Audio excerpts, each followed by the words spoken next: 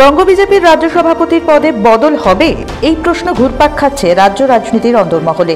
কালীগঞ্জ উপনির্বাচনে আশানুরূপ ফল না হওয়ায় রাজ্য বিজেপির বর্তমান সভাপতি সুকান্ত মজুমদারকে পদ থেকে সরানো হবে কি? বঙ্গ বিজেপির সূত্রে খবর, নতুন সভাপতির পদে 3 জনের নাম বিবেচনায় রয়েছে।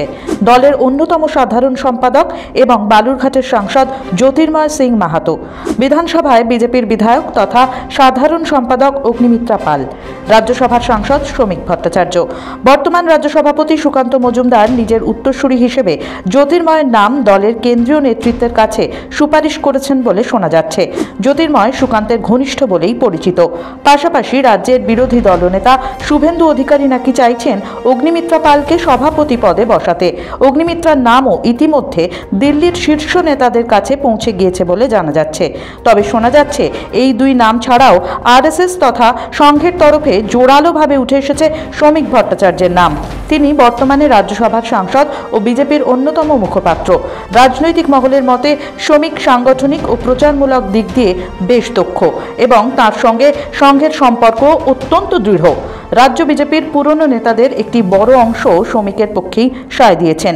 ফলে 3 জনের মধ্যে শ্রমিকই আপাতত দৌড়ে সবচেয়ে এগিয়ে আছেন বলে মনে করা হচ্ছে। জানা যাচ্ছে এই 3টি নাম নিয়ে এখন চূড়ান্ত আলোচনা চলছে দিল্লিতে। গেরুয়া শিবির সূত্রের খবর, স্বরাষ্ট্রমন্ত্রী অমিত শাহ, সর্বভারতীয় সভাপতি জেপি নাড্ডা এবং সংঘের গুরুত্বপূর্ণ নেতারা বিষয়টি খতিয়ে দেখছেন।